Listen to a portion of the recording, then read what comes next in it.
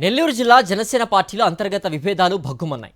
ఒకే ఒక నేతపై నియోజకవర్గ ఇన్ఛార్జీలంతా మండిపడుతున్నారు. అతనుంటే పార్టీ బలోపేతం కాదని మండిపడుతున్నారు.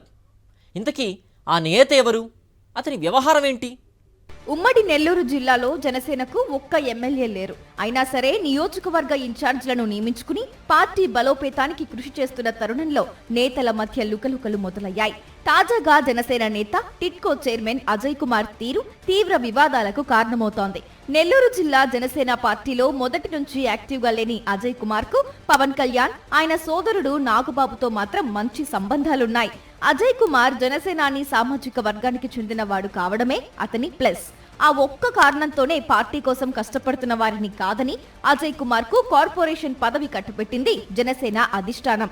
టిట్కో చైర్మన్ గా నియామకమైన అజయ్ కుమార్ నెల్లూరు జిల్లా ఎమ్మెల్యేలు, మంత్రులతో మంచి ర్యాపో మెయింటైన్ చేస్తూ వచ్చాడు. జిల్లాలో పార్టీ బలోపేతానికి ఏం చేయాలనేది తను డైరెక్ట్ గా పవన్ కళ్యాణ్ తో డిస్కస్ చేస్తూ ఉంటాడని చెప్తూ ఉండేవాడు. అక్కడితో ఆగని అజయ్ నెల్లూరు జిల్లాలో జనసేన పార్టీకి అన్ని తానే అనే ధోరణితో వ్యవహరిస్తున్నాడన్న ఆరోపణలున్నాయి. దీంతో నియోజకవర్గ ఇన్ఛార్జీలకు అజయ్ కు మధ్య విభేదాలు పెరిగి వివాదాలకు తావుతీసింది. పవన్ కళ్యాణ్, నాగబాబు దగ్గరికి నెల్లూరు జిల్లా పార్టీ నేతలెవ్వరినీ వెళ్లనీయకుండా అంతా తానే అన్నట్లు అజయ్ కుమార్ వ్యవహరిస్తూ ఉన్నారట. ఇదే జనసేన పార్టీలో ముందు నుంచి పనిచేస్తున్న నేతలకు ఆగ్రహం తెప్పిస్తుందట. అజయ్ కుమార్ ను కాదని ఎవరైనా పవన్ కళ్యాణ్ ను గాని, నాదెండ్ల మనోహర్ ను గాని కలిస్తే వారిని దూరం పెట్టేలా వ్యవహరిస్తున్నాడట. అందుకే నెల్లూరు నగర అధ్యక్షుడు దుగ్గిశెట్టి సుజయ్ ఆధ్వర్యంలో జనసేన ఇన్ఛార్జీలంతా దుమ్మెత్తిపోస్తున్నారు. మాకు శకునులాగా వచ్చినటువంటి వ్యక్తి అనేక సందర్భాల్లో అనేక విధాలుగా ఆయన తొత్తులను పెట్టుకొని ఇబ్బందులు పెట్టే విధంగా జరుగుతూ ఉన్నాయి. ఇవన్నీ కూడా అధిష్టానానికి కూడా మేము తెలియజేశాం. నీటి మీద బుడగలు ఎన్నో వస్తూ ఉంటాయి, పోతూ ఉంటాయి. వాటి గురించి మేము పట్టించుకోం. అవి రావడం పోవడం జరుగుతూ ఉంటుంది. నా కళ్ళ ముందు ఎంతోమంది వచ్చిపోయారు.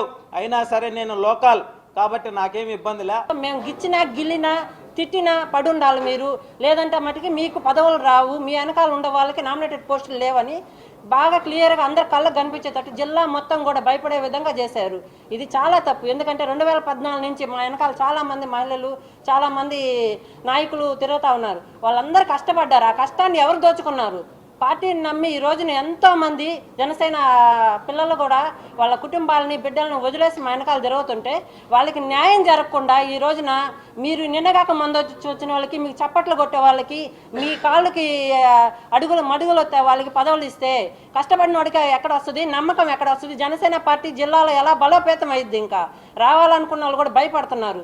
ముందు నుంచి ఉండే వాళ్ళకే లేదు. పోరాటాలు చేసి నిజంగా నిజాయితీగా నిలబడి మాట్లాడే వాళ్ళకి ఈ రోజున అక్కడ న్యాయం జరగట్లేదు. మేము వస్తే మాకేం జరిగిద్దని భయపడి నెల్లూరు జిల్లాలో జనసేన పార్టీ విచ్ఛిన్నం అయిపోతుంది.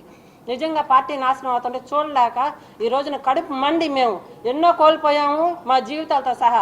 అయినా కానీ పార్టీని పట్టుకొని బయట పార్టీలోకి వెళ్ళలేము, ఇక్కడ చావను లేము. అట్టని చెప్పి వీళ్ళ దగ్గర చెప్పు చేతల్లో మేము బతకను లేము. కూటమి మంత్రులు, ఎమ్మెల్యేలతో అజయ్ కుమార్ కు సన్నిహిత సంబంధాలు ఉన్నప్పటికీ పార్టీ బలోపేతం చేయకుండా గ్రూపులను ప్రోత్సహిస్తున్నారని జనసేన నేతలు మండిపడుతున్నారు. పార్టీ బలోపేతానికి ఒక్క కార్యక్రమం కూడా ఆయన చేయటం లేదంటున్నారు.